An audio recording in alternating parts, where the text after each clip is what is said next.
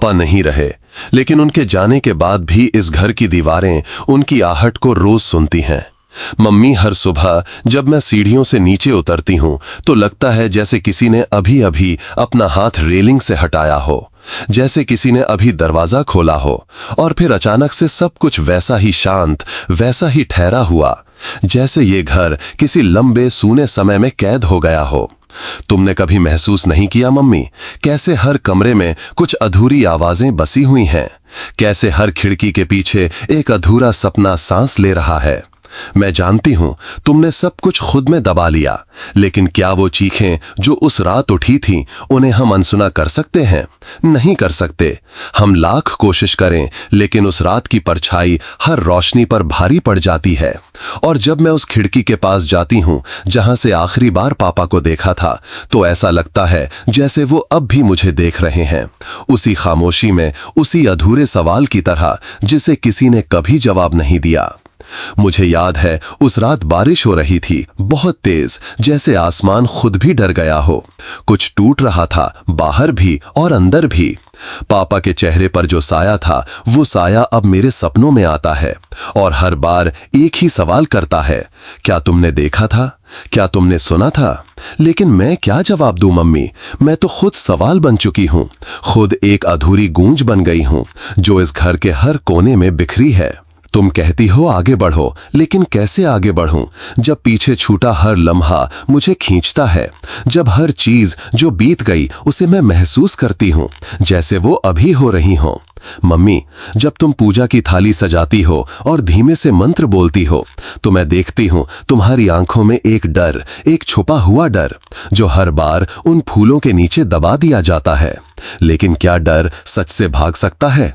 क्या डर को हम किसी पूजा से मिटा सकते हैं? नहीं मम्मी, डर तो वहीं रहता है, हमारी सांसों में, हमारे सन्नाटों में। और मैं अब उस डर से भागना नहीं चाहती, मैं उसे पहचानना चाहती हूँ, उसका नाम जानना चाहती हूँ। तुमने मुझसे कहा था कि वो जो कुछ भी हुआ उसे भुला दो, लेकिन मम्मी, क्या भूलना इतना आसान होता है?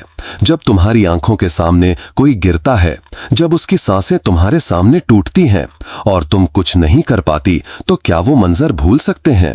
और फिर जब हर बार कोई कहता है कि कुछ हुआ ही नहीं, हम खुद को झुठला सकते हैं। मैं अब भी उस रात को जीती हूं, हर सुबह, हर रात उस दरवाजे के खुलने की आवाज जो कभी खुला ही नहीं, लेकिन उसकी आहट अब भी आती है। मैंने उस कंपटीशन में हिस्सा लिया है, सिर्फ गाने के लिए नहीं, सिर्फ नाचने के लिए नहीं। मैंने हिस्सा लिया है खुद को ढूंढने के लिए, खुद को वापस पाने के लिए, क्योंकि जब इंसान सब कुछ खो देता है तो खुद को ढूंढना ही उसका सबसे बड़ा मकसद बन जाता है। मम्मी, तुमने पूछा था उस कंपटीशन का नाम क्या है? मैं बताती हूं, उसका नाम है ताल। लेकिन इस ताल में सिर्फ लय नहीं है, इसमें दर्द है, इसमें चुप्पी है, इसमें वो सब कुछ है जो कभी कहा नहीं गया, जो कभी सुना नहीं गया। और अब जब मैं उस मंच पर कदम रखूंगी तो सिर्फ संगीत नहीं गूंजेगा, गूंजेगा मेरा अतीत, गूंजेगा मेरा साहस और गूंजेगा मेरा निर्णय। तुमने मुझे रोका था, कहा था कि ये सब हमारे बस का नहीं, लेकिन मम्मी, मैं थक गई हूं चुप रहते रहते। मैं अब बोलना चाहती हूं, चीखना चाहती हूं, हर उस झूठ को तोड़ना चाहती हूं जिसने हमारे घर को कैद कर रखा है। पापा की मौत एक हादसा नहीं थी, और ये मैं अब पूरे यकीन से कह सकती हूं। कुछ था, कुछ ऐसा जो अब तक छुपा हुआ है, और अगर मैं उसे सामने नहीं लाऊंगी तो मैं कभी खुद को माफ नहीं कर पाऊंगी। वो आदमी जो उस रात आखिरी बार पापा से मिलने आया था, उसका चेहरा मुझे अब भी याद है। उसकी आंखों में जो डर था, वो डर अब मेरे सपनों में आता है।